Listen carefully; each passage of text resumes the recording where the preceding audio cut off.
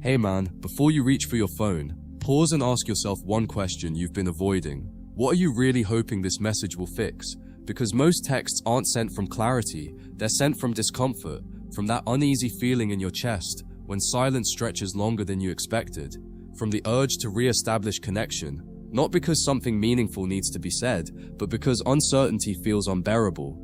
And every time you text from that place, you train yourself to associate relief with reaching outward instead of standing still. Here's the hard truth: most men learn too late. Messages don't create attraction, they reveal where it already stands. You're not opening a door, you're checking whether one is already open, and if it's not, another knock won't suddenly make it welcoming. It just confirms impatience. Most men don't lose ground because they care. They lose ground because they act before the moment asks for it. Think back honestly. How many times did you send something casual that wasn't casual at all? A check-in disguised as confidence, a joke carrying expectation, a neutral line loaded with hope. The mind on the other side feels that weight immediately, not consciously, but intuitively. And once that weight is felt, something subtle shifts. Interest doesn't collapse dramatically, it thins out, quietly. Silence isn't rejection by default. Sometimes it's just space. But when you rush to fill that space, you turn patience into pressure.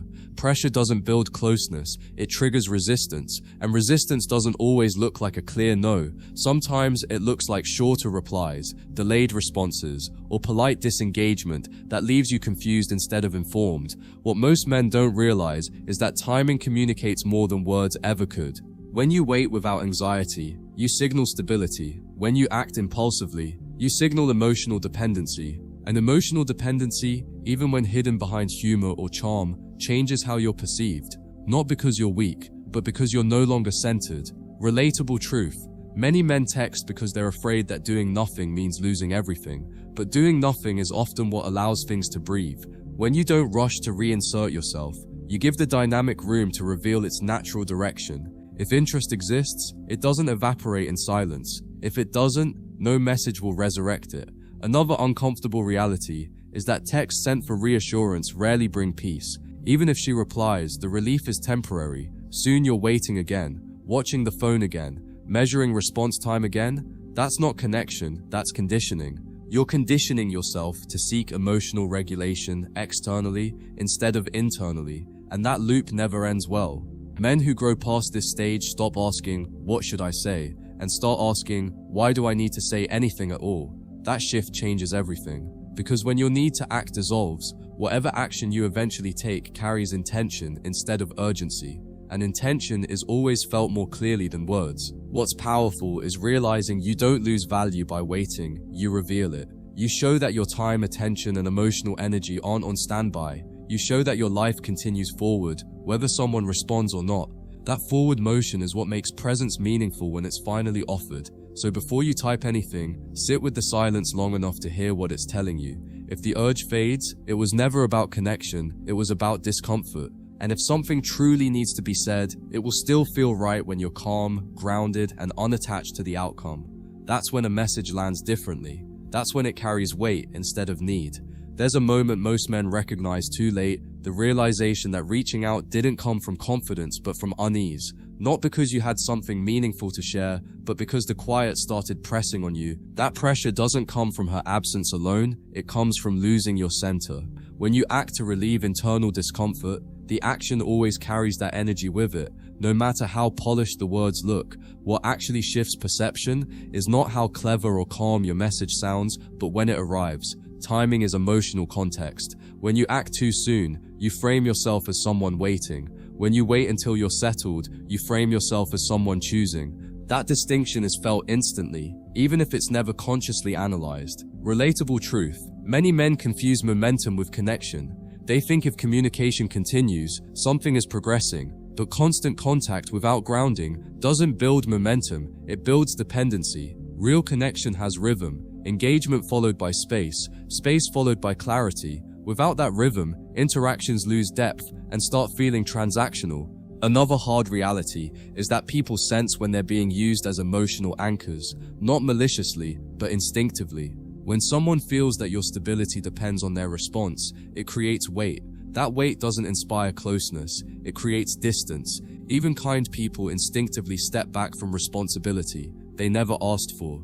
Men who grow past this phase stop trying to fix feelings with action. They allow feelings to pass without reacting. That ability to let emotion move through without chasing relief is rare, and rarity changes how you're experienced. You no longer feel urgent, you feel grounded. Grounded people don't disappear from someone's mind easily. There's also clarity that comes from restraint. When you don't immediately reach out, you're not playing games, you're gathering information. You're seeing what unfolds without interference. If interest exists, it surfaces naturally. If it doesn't, you save yourself from extending energy into a dead space. Either outcome protects your self-respect. What most men underestimate is how much value is communicated through non-action. Doing nothing when you want to do something takes strength. It shows emotional control. Control isn't cold, it's composed, and composure signals maturity. Maturity is felt long before it's recognized. Relatable moment. The times you didn't reach out were often the times things shifted unexpectedly. Not because silence is magical, but because it removes pressure.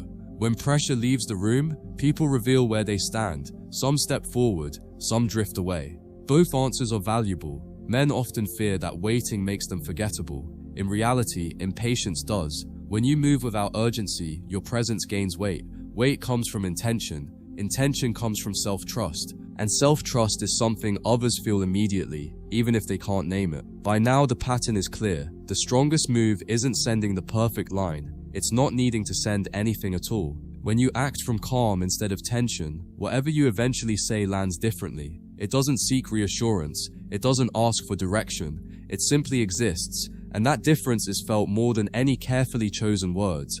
What quietly changes when you don't rush is how you see yourself.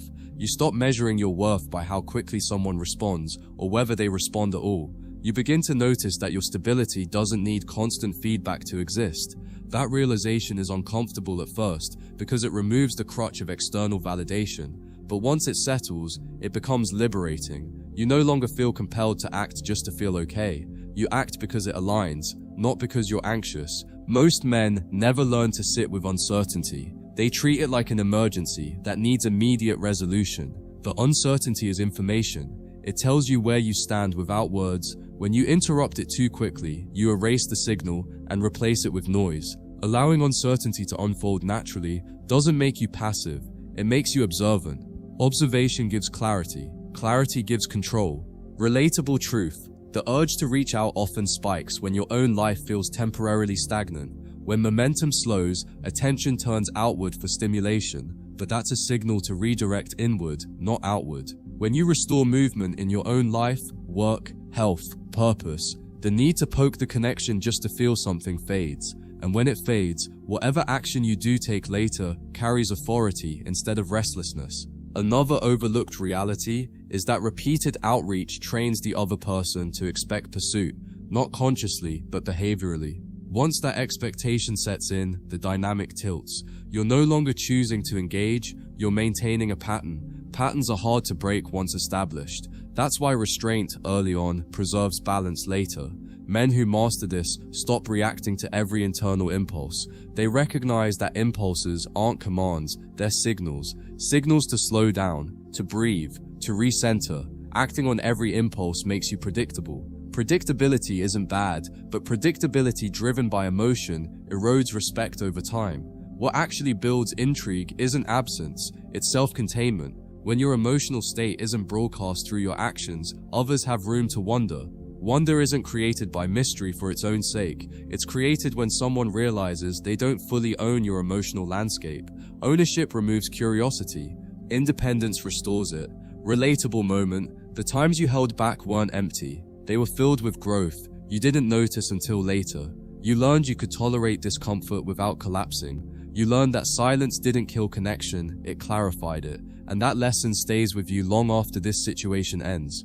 Men often think confidence means bold action, but real confidence is quiet patience. It's the ability to wait without spiraling, to pause without fear, to let things reveal themselves without interference. That patience communicates maturity without a single word.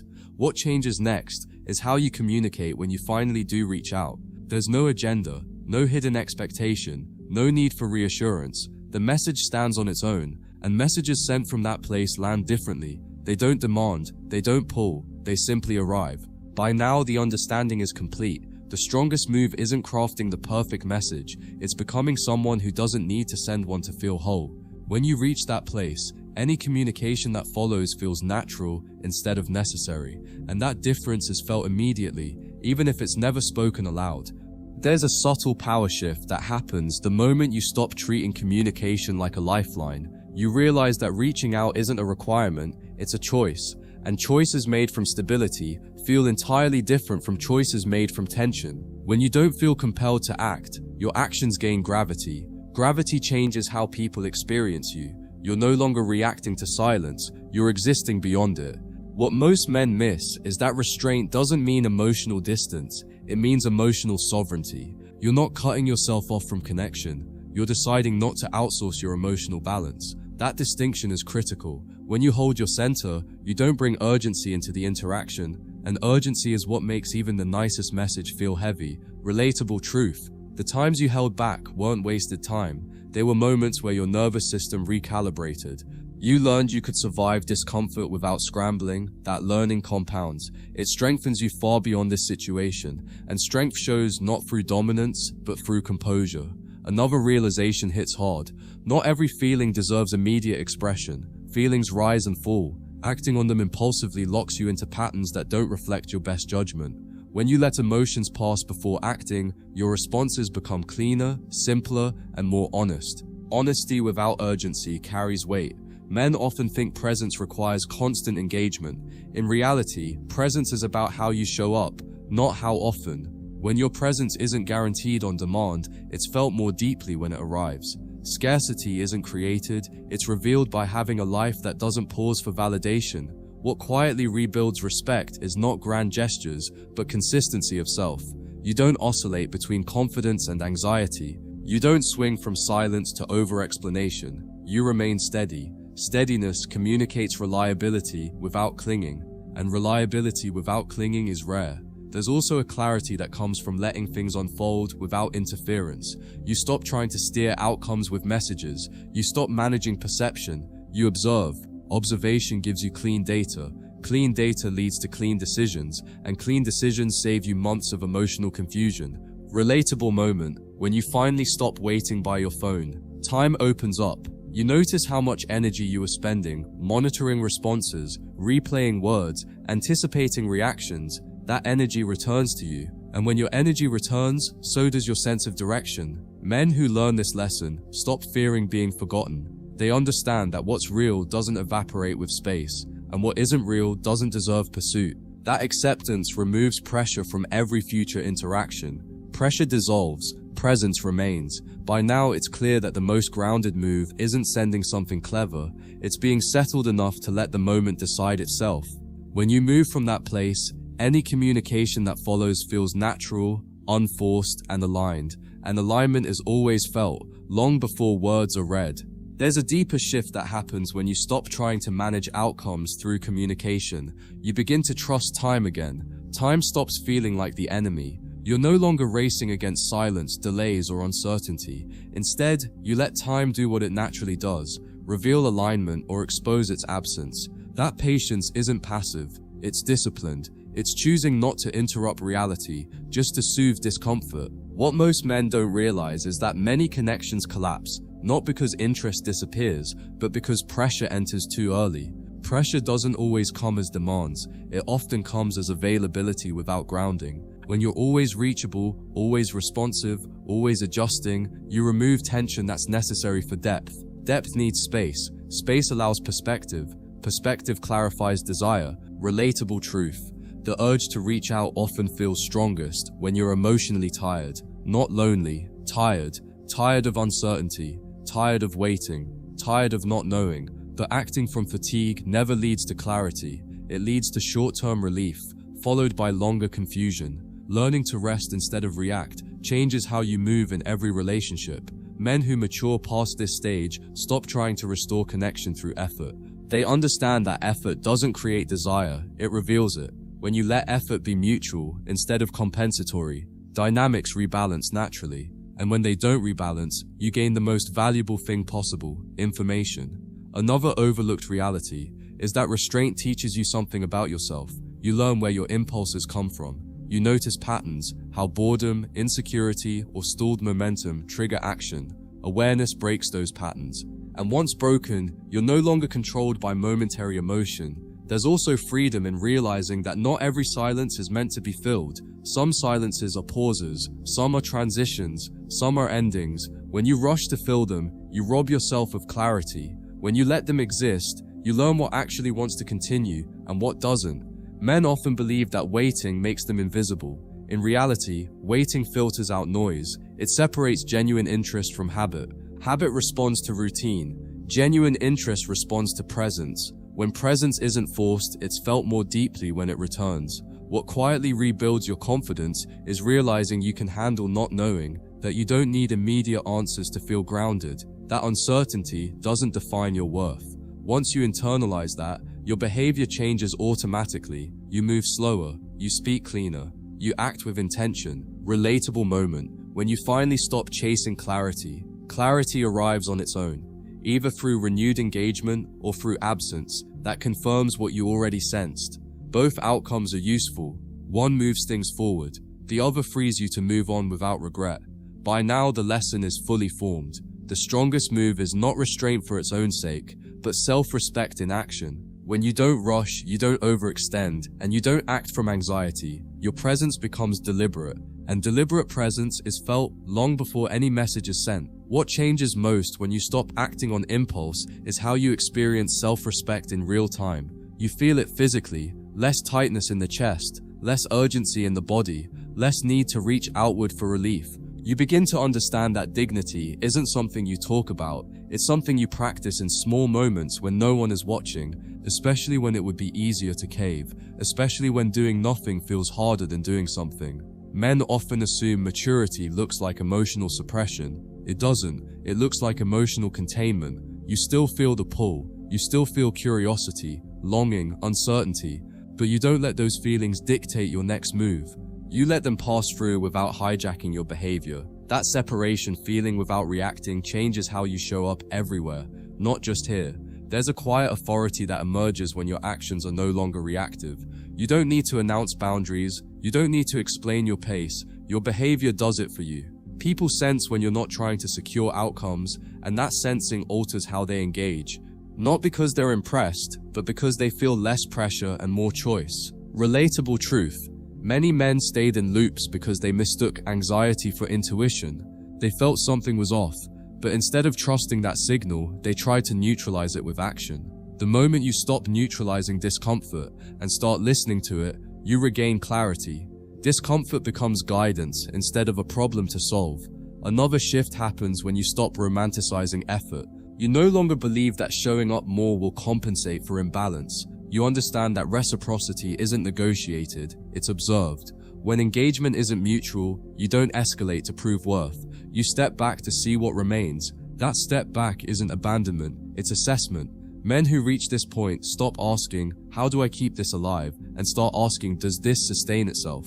That question changes everything. If something needs constant intervention to survive, it isn't stable, it's dependent. Stability reveals itself when you remove your hands and see what stands. What's deeply grounding is realizing you don't need to protect every connection. Some are meant to fade, some are meant to pause, some are meant to end. Your job isn't to preserve everything, it's to move with integrity through whatever unfolds. Integrity feels clean. Clean decisions don't haunt you later. Men often fear that slowing down means losing momentum. In reality, slowing down filters momentum. It removes false urgency and leaves only what's real. What's real doesn't rush. It doesn't need constant reminders to exist. It shows up on its own timeline. There's relief in knowing that you can walk away from the phone without walking away from yourself, that your sense of direction doesn't hinge on a reply, that your life continues with or without validation. That relief isn't detachment, it's freedom. By now, the core lesson is undeniable. When you stop acting from restlessness, your actions gain weight. When your actions gain weight, they're felt differently. And when you move from calm instead of tension, whatever happens next, connection or closure, lands with clarity instead of regret. At some point, you realize the real battle was never about sending or not sending anything. It was about regaining command over yourself. The moment you stopped reacting to internal pressure, you felt a quiet strength return. Not confidence fueled by ego, but confidence grounded in self-trust. You no longer needed to check in just to feel connected. You learned that connection doesn't disappear just because you stop reaching for it every time. Discomfort shows up. What becomes clear is how often communication was being used as emotional anesthesia, a quick message to numb uncertainty, a line sent to quiet the mind. But numbness isn't peace, it's avoidance. When you stop using interaction to escape your feelings, you start processing them properly, and processed emotions don't leak into your behavior. Relatable truth. Many men didn't lose attraction, they lost posture. They leaned forward when they should have stood still. They tried to stabilize something that needed space. When you correct posture internally, the external dynamic recalibrates on its own. People respond differently to someone who isn't leaning on them emotionally. Another realization hits hard. Not every connection deserves continuation. Some are meant to teach you restraint. Some are meant to show you how easily you abandon yourself when you fear losing access. Once you see that, you stop clinging to interactions that require you to compromise your dignity just to keep them alive. Men who move past this stage stop fearing being misunderstood. They understand that clarity doesn't always come from explanation. Sometimes it comes from consistency over time. When you don't scramble to correct perception, you allow reality to speak louder than words. Reality always wins in the long run. What also changes is your tolerance for emotional imbalance. You no longer accept one-sided effort disguised as just how things are. You don't demand reciprocity, but you notice its absence. And noticing without reacting is one of the most powerful skills a man can develop. There's a deep relief in knowing you don't have to prove your intentions through constant availability. You can care without chasing. You can be interested without pursuing relentlessly. That balance keeps your energy intact, and intact energy is felt immediately, even through silence. Relatable moment. When you finally stopped monitoring your phone, life didn't collapse, it expanded. Your focus returned to things that actually moved you forward. Work felt clearer. Decisions felt cleaner.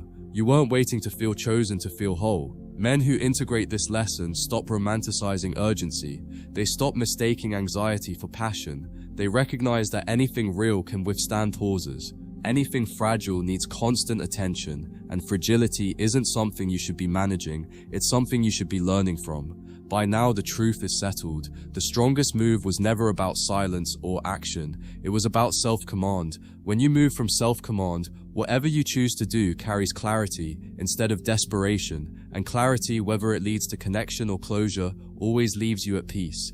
There's a quiet confidence that settles in when you realize you're no longer negotiating with your impulses. You don't have to win every internal argument. You just stop entertaining the ones that lead nowhere. That internal discipline changes how you carry yourself. You're not tense, you're not guarded, you're simply grounded, and grounded men don't chase closure. They allow outcomes to reveal themselves naturally. What many men miss is that peace doesn't come from getting a response. It comes from knowing you acted in alignment with yourself. Even if a reply comes later, it doesn't shake you. Even if it never comes, it doesn't break you. That stability isn't something you fake. It's something you earn by choosing restraint when it matters most. Relatable truth. Most regret doesn't come from what you didn't do. It comes from what you did while feeling unsettled. Sending something just to relieve pressure almost always leads to that hollow feeling afterward. When you act from calm, there's nothing to regret. Whatever happens next feels clean. Another shift is how you experience silence itself. It stops feeling hostile. It becomes neutral, sometimes even useful. Silence removes distractions. It shows you where your attention has been leaking, and once you reclaim that attention, you realize how much power you've been giving away without noticing. Men who mature through this stop asking whether they should reach out and start asking whether reaching out would add anything meaningful. If the answer is no, they wait. Not out of fear, but out of respect for themselves. That self-respect quietly restructures every dynamic they enter afterward. What's interesting is how this mindset carries forward. You stop rushing conversations. You stop oversharing to feel close. You stop needing immediate feedback to feel secure. These changes don't make you colder, they make you clearer. And clarity is far more attractive than availability ever was. There's also acceptance that not every story needs continuation. Some interactions exist to teach you where you still abandon yourself under pressure. Once the lesson is learned, the attachment loosens naturally. No drama, no resentment, just understanding. Men often believe strength looks like persistence. In reality, strength looks like discernment. Knowing when to move and when to remain still. Knowing when to speak and when to let silence finish the sentence. That discernment keeps you from wasting energy on situations that don't return it. By now, you don't need rules like never text first or always wait. Those rules were training wheels. You've replaced them with awareness. Awareness doesn't restrict you, it frees you. You act when it feels right, not when discomfort pushes you.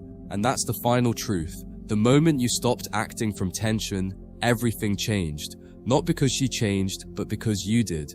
You reclaimed your pace, your composure, your direction. From that place, whatever comes next, conversation, reconnection, or closure, meets you where you stand, not where you were desperate to be.